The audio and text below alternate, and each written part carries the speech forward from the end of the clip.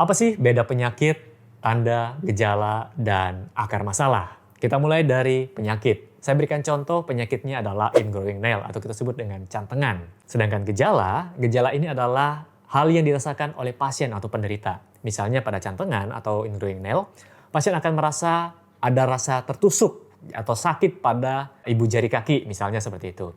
Jadi bersifat subjektif pasien yang merasakan. Sedangkan pemeriksa dokter tidak merasakan sakitnya. Kemudian tanda ini bersifat objektif, baik pasien maupun dokter ini bisa melihat tandanya. Contoh, bengkak, kemerahan, kemudian ketika disentuh terasa lebih hangat, ya. Jadi bisa diukur juga bengkaknya berapa nih diameternya, misalnya seperti itu. Kemudian akar masalahnya adalah penyebabnya, kenapa bisa terjadi penyakit tadi, ya. Nah, penyebabnya adalah misalnya nih, karena menggunakan kaos kaki atau sepatu yang terlalu sempit, atau cara memotong kuku yang salah, atau mungkin karena trauma atau injury yang menyebabkan penyakit ini muncul. Nah, sekarang kalau sakit kepala itu apa? Tandakah, gejalakah, penyakitkah, atau akar masalah? Oke, itu alasannya kenapa saya tidak bisa menjawab pertanyaan Anda. Kenapa saya sakit ini? Karena kita harus cari tahu dulu apa penyebabnya atau apa akar masalahnya. Oke, semoga bermanfaat. Dok, saya punya masalah hipertensi, tekanan darah saya tinggi terus tidak turun-turun. Apakah saya harus stop mengkonsumsi garam? Jawaban saya jangan ya. Jadi Anda tetap konsumsi garam, ya memang perlu dibatasi ya, maksimal 1 sendok teh per hari atau 2000 mg natrium. Nah, yang jadi persoalan adalah pola makan kita secara keseluruhan. Kebanyakan masyarakat modern, makanannya adalah ultra processed food di mana tinggi natrium dan rendah kalium. Nah, karena rasionya seperti inilah tidak seimbang, akhirnya tensi cenderung tinggi. Nah, gimana caranya? Jadi saya akan memberikan 3 solusi di sini yang bisa membantu Anda untuk menurunkan tekanan darah. Yang pertama adalah seimbangkan antara natrium dan kalium. Perbanyak jumlah kaliumnya dengan cara mengkonsumsi banyak sayuran, terutama sayuran hijau. Yang kedua adalah lakukan olahraga, terutama yang aerobik, jadi seperti jalan cepat, kemudian jogging, renang, bersepeda, ya.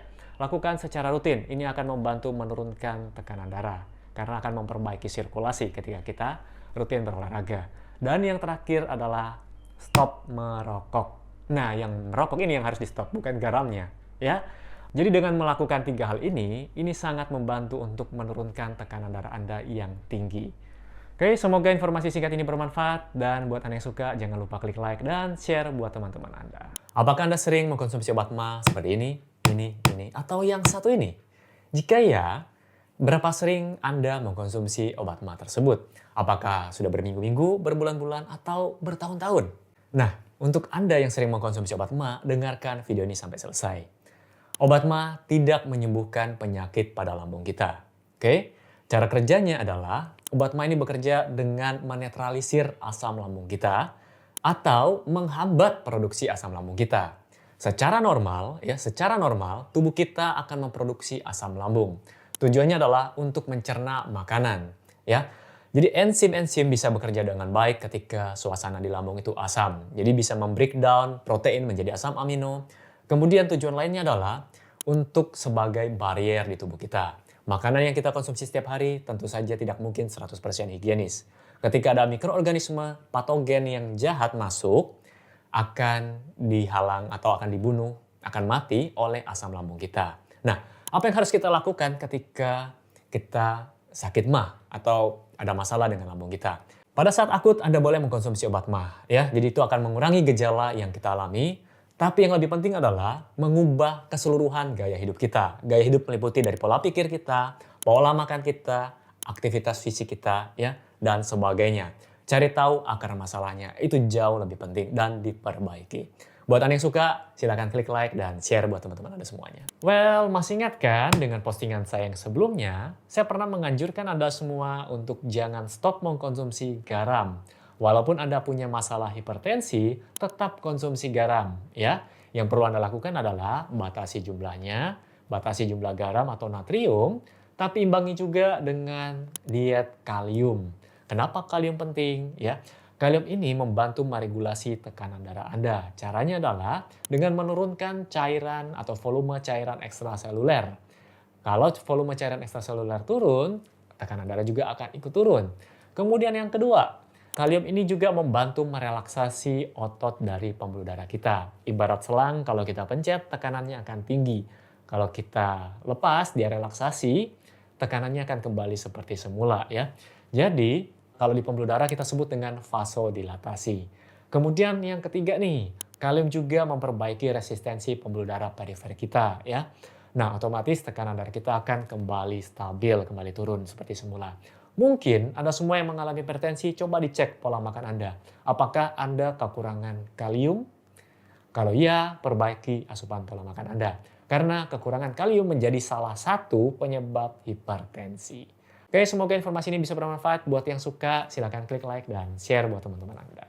Well, kali ini saya akan membahas salah satu pertanyaan yang ada dari kolom komentar. Dan menurut saya ini bagus untuk kita jadikan bahan pembelajaran bersama nih. Pertanyaannya kurang lebih kayak gini. Dok, beberapa minggu yang lalu gula darah saya naik sampai 500-an. Kemudian saya sudah rutin minum obat dan sekarang turun sekitar 116-an, 117-an. Pertanyaannya adalah kenapa kok tangan ya dan kaki saya masih terasa kesemutan, masih terasa kebas. Jadi buat Anda semua yang punya masalah dengan diabetes, punya masalah dengan yang kurang lebih sama seperti ini, geringingan. Jawaban saya adalah ketika kadar gula darah Anda tinggi terus-menerus dalam jangka waktu yang lama atau kita sebut dengan chronic hyperglycemia, ya, ini akan menyebabkan kerusakan. Jadi kerusakan di pembuluh darah, kerusakan di organ-organ, kemudian kerusakan juga di saraf. Untuk kasus ini adalah kerusakan di saraf tepi. Walaupun Anda sudah menurunkan kadar gula darah Anda dengan bantuan obat, bukan berarti kerusakan yang ditimbulkan langsung sembuh begitu saja. Jadi tetap butuh waktu. Saya ibaratkan gini nih, tangan kita yang terjepit lemari atau terjepit pintu mobil nih paling banyak nih, paling sering. Ketika pintu mobilnya sudah dibuka, dilepaskan, tangan kita sudah bebas. Tapi dia tetap masih sakit, masih bengkak, masih kemerahan, dan butuh waktu untuk sembuh. Begitu juga dengan saraf tepi kita yang sudah rusak. Oke, semoga informasi singkat ini bisa bermanfaat. Buat Anda yang suka, silahkan klik like di bawah ini dan share buat teman-teman Anda. Ya, see you!